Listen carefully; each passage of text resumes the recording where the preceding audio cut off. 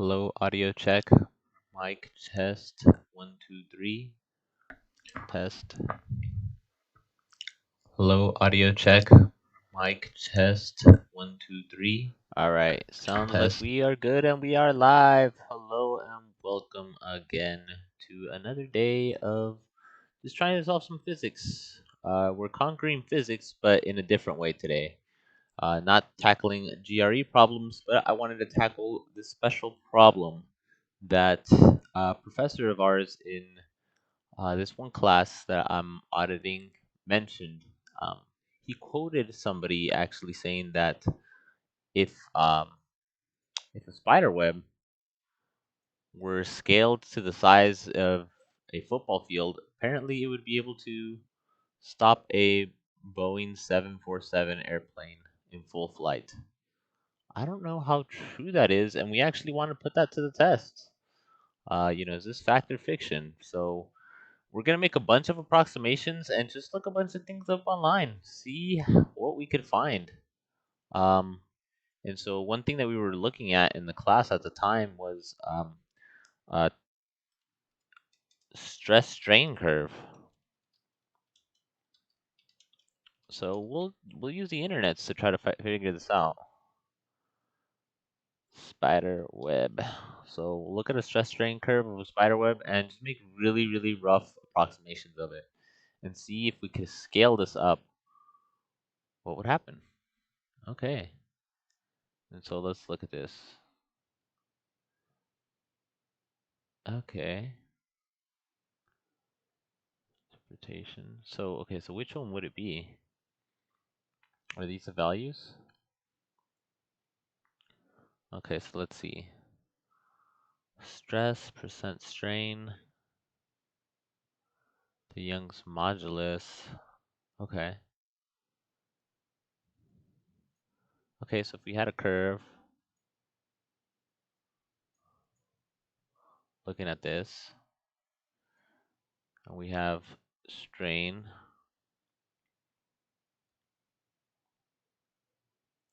strain percent,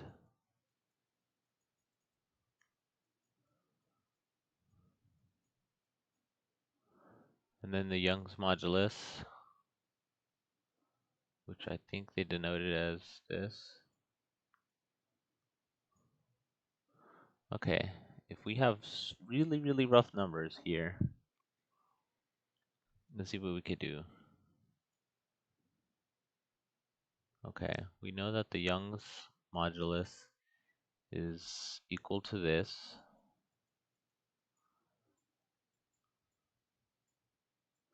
Okay, and what are the units of this? So if we look at the units, um, it seems that the stress is going to be in units of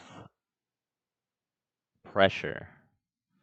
So it's megapascal. So let's just maybe do a unit analysis real quick to see how this would look like. Um, boom. Just gonna draw this real quick. Little airplane so we know what we're doing.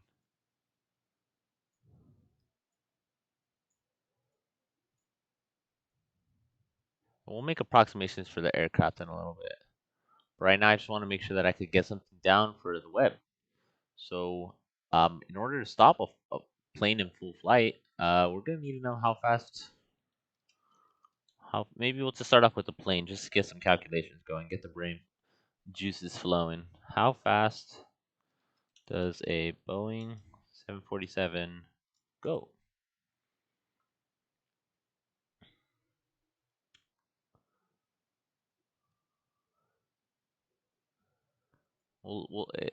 I think the quote was at full speed. Since it has a maximum speed, cruising speed. So it says maximum speed. So I don't know if we're necessarily gonna go max speed. I mean, we could do max speed. Why not? Push it to the limits, you know. We could go approximately 500 miles an hour.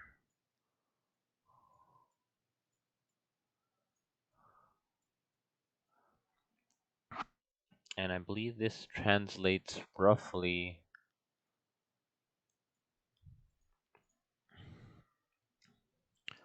So if you don't know, Wolfram Alpha is your friend. It'll convert units pretty easily. So 500 miles per hour to meters per second. I think it's roughly half. So just to make so we can get nice numbers, what if we were to make this top end speed? This gives us about 250. Okay. So roughly we can make our airplane go max speed. Why not? Let's try to stop it. It's roughly 250 meters a second. So meters a second is just a little bit easier units to play with. And roughly, how much does it weigh?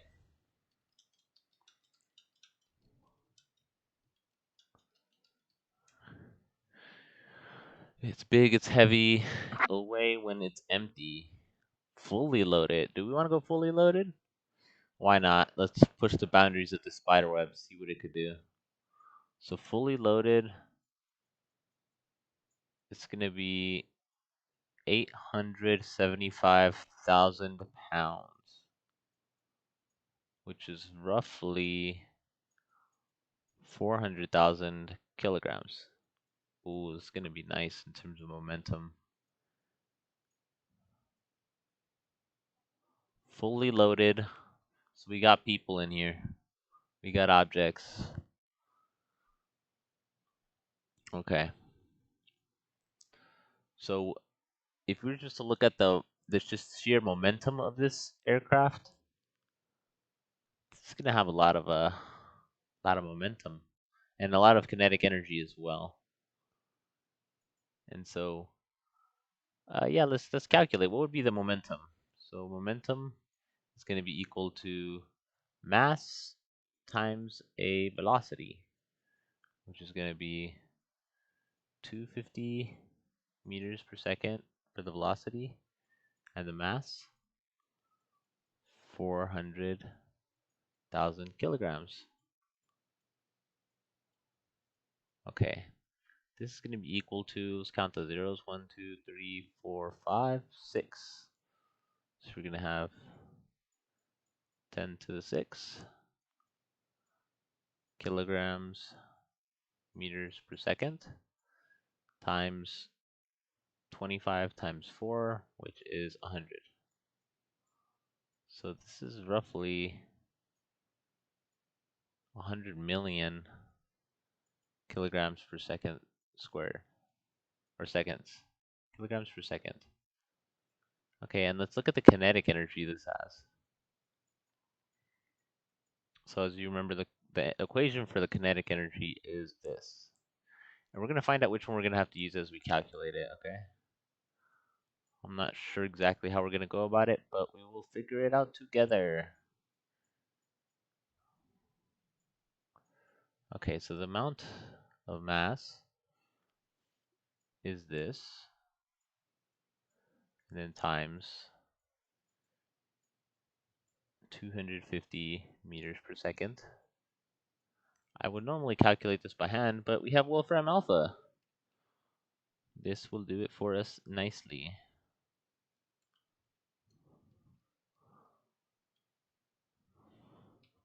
We'll put parentheses right here just to make sure that the units stay consistent.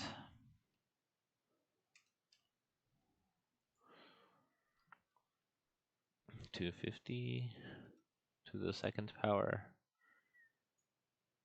equals, what do we get? We have a lot. So it seems that we have 12.5 billion, or 10 to the 9 kilograms meters squared second squared. And this is going to, or we could just look at it as it's still the same number, but in terms of units, this is a newtons. Okay.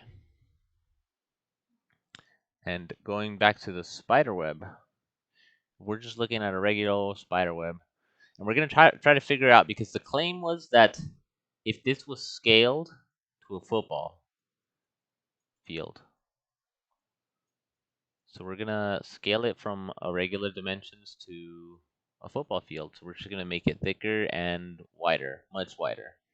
We'll do that calculation in a few, but let's try to understand how we use a stress strain curve for a football for a web and see how this could be used. Okay, so this is the graph for the stress strain. So as you can see, um, it's almost linear. It does curve, so it changes. The stiffness of this definitely changes. So what does it say? We can also graph the standard stress strain curve. It's been a while since I've looked at stress strain curves, so we'll just look at this real quick and read a little bit. Young's modulus of elasticity can be thought of as a measure of how well a substance stands up to tension. The capture spiral silk's ability to withstand increasing strength improves quickly at lower levels of strain. But past a certain point, this improvement increases more slowly until the thread breaks. From the stress strain graph, we can see that the spiral's mean extensibility, which is the maximum strain before breaking, was 476% as compared to the radii's mean extensibility of 39.4%. Okay, the tensile strength of the capture is 1,338 megapascals. Well, this, okay, for comparison, okay, in conclusion, in order for a flying insect to be trapped in a web, the motion must be stopped.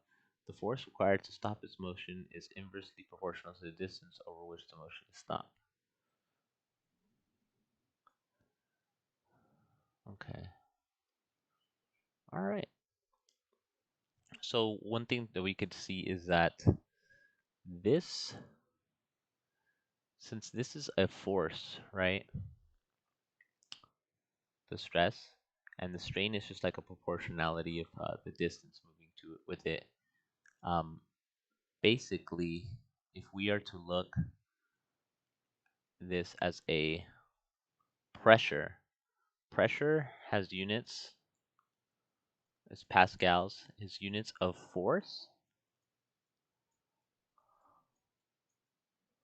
over area.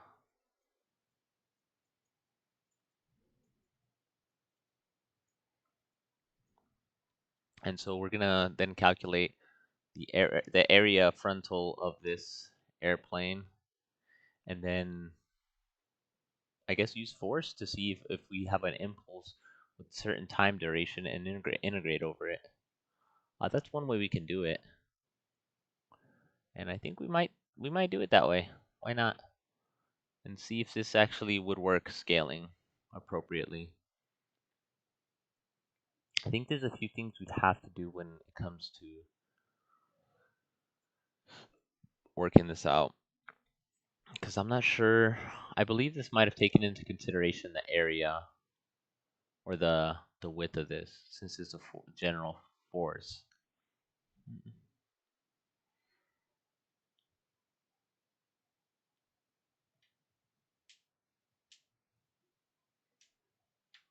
okay.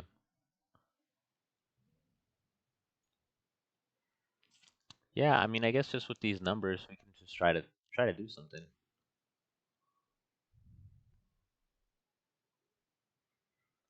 Okay. We can make a super rough approximation and just assume that we'll have a constant value across this instead of just integrating over this whole line. Because what we'd have to do is see if this would actually stop it before it breaks. So the thing's gonna stretch about. It says the strain. So the way the strain I believe is calculated is a change in the length over the length. So that means this spider web is getting stretched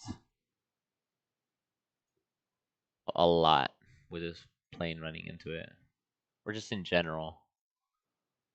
about 5 times its width, or 5 times the length of it. Okay. And so if we were to do this, we could basically just integrate. Okay. Hmm.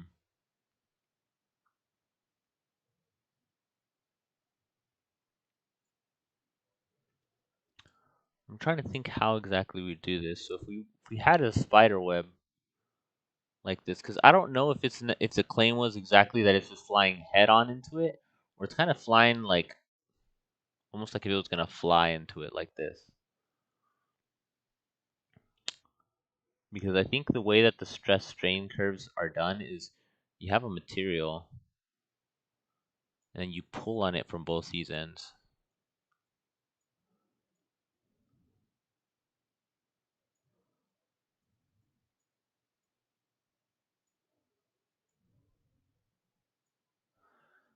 Yeah, so we're actually gonna go in that direction because I'm assuming that if it could get pulled 5 times its length, I guess it might not matter in which direction.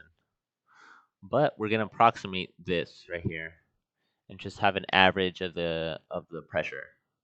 So as it goes from almost 0 to 300, so we're just gonna approximate it at 150 megapascals um, as this thing gets stretched.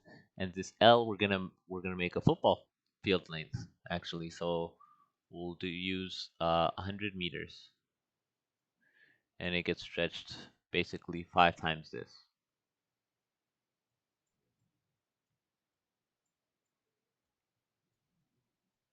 All right, that's where that comes from. So we actually will have, I guess, a total of 500 meters that this thing would get stretched to. So we'll have a large range to navigate. Let me see. Yeah, so we're basically turning this graph right here and just making a really probably bad approximation, just saying we're gonna average through the whole thing. And I'll have to get a verification on this and try to do a better, an actual video in depth on this because I think this might be worth, I don't know, exploring. This is just basically rough notes, and for anybody watching, you're basically getting to watch just me try to figure this out in real time, which is why I don't know exactly what I'm doing right now. But that's okay. We keep trying. Okay. And so let me think. So we have a pressure, and so we'll look for an area right now. Frontal area of Boeing aircraft.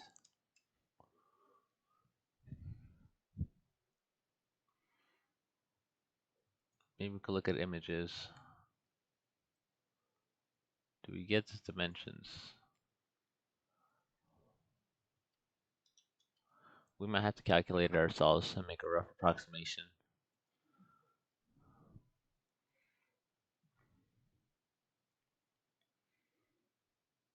Wing area. I mean, we could just approximate it from the wing area and just say this airplane's all wings. I know these are really, really rough approximations, but um,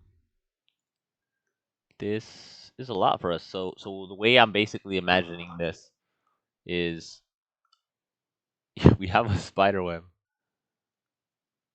You could say it like this, and it's basically flying into it, not necessarily head on, but like this, kind of how you would see a fly get caught into a spider web.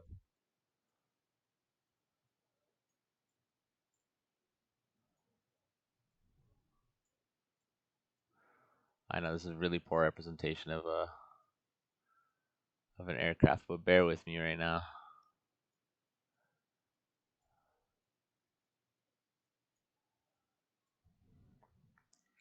Okay, yeah, and we'll make this approximation. It's just all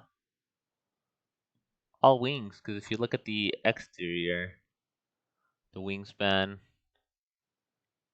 yeah, this is a good number. And I guess we'll include the body And we'll say that it's about 600 square feet. 600 feet squared. Or never mind. This number would actually just make it pretty good. It says 500 meters squared. I guess we'll make it more difficult. 500 meters squared for area of our aircraft.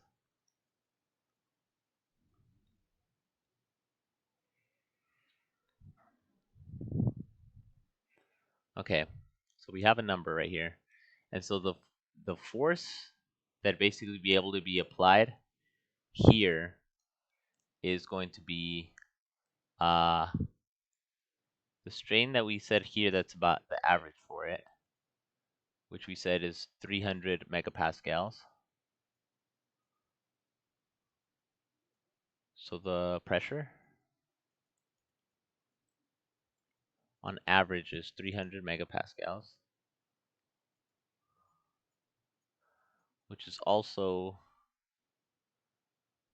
could be viewed as 300.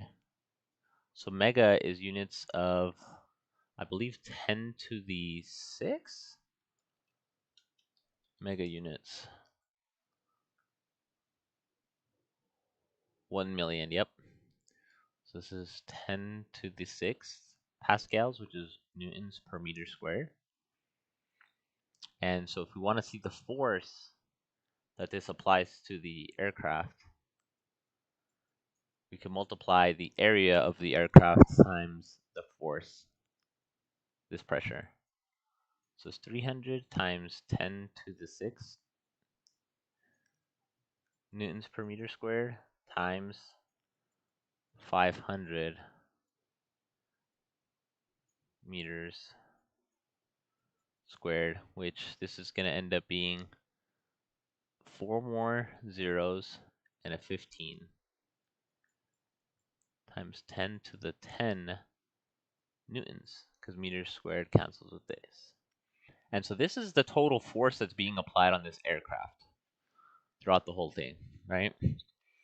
And one thing to recognize is this thing can only basically can only go for a distance of 500, because we said the area of a football field, and this thing could expand 5 times that based on this curve. So if we look at this curve again, it says strain of 500%. So this thing could stretch up to like 5 times its original length before breaking, right? Oops. Actually, we got to divide this by 2 because the average pressure is 150, not 300. 300 is max of it. So we'll divide all this by 2. And this is basically 7.5 times 10 to the 10 newtons. So we're still not that far off. And this could only be applied up to this distance. Okay, and so as we could recall, so the work in terms of basically attempting to stop this would be this force times the distance.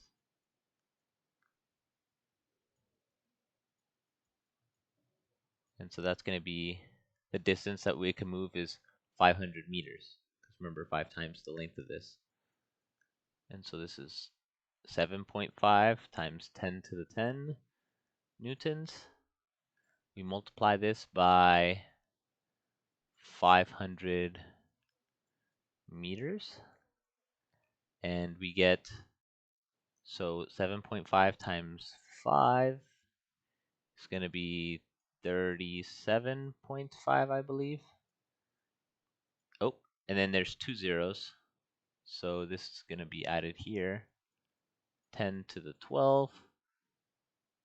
So newtons times meters actually translates to joules, which is the unit of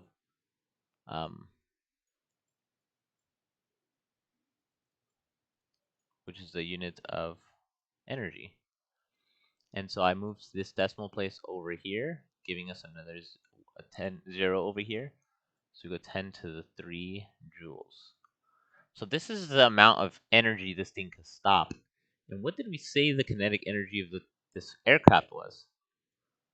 We said it was 12.5 times 10 to the 9. So overall, this actually has enough work to stop this.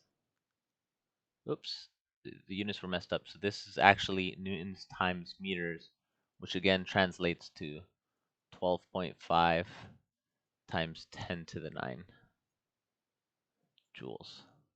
So that's the total kinetic energy of the aircraft. So assuming we don't have any punctuation and our aircraft comes in flying and it mostly just attaches via its wings, this if you scale a web to the size of a football field, this thing could actually stop a fully loaded uh Boeing 747. Wow, I did not expect that. So this is the work that could be used to stop an aircraft, and we calculated that.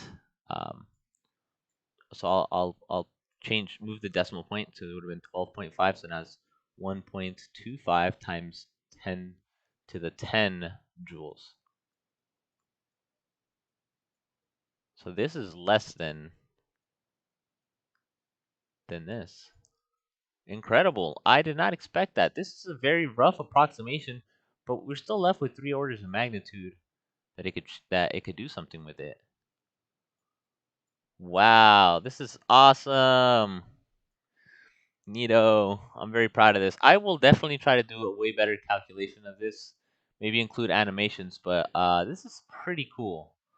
And so, yeah, with just simple numbers and looking a few things up, I know I made an approximation, but if you were to integrate the area under this curve, um, it roughly translates to making this just half. You know, the area of this triangle-looking thing would be the same as the area of this rectangle-looking thing.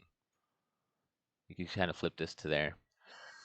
Um, but yeah, um, no, this is pretty freaking cool problem, man. I'm really excited about this. I'm glad I did this over the boring GRE. I'll hope to try to like do some more cool, interesting problems.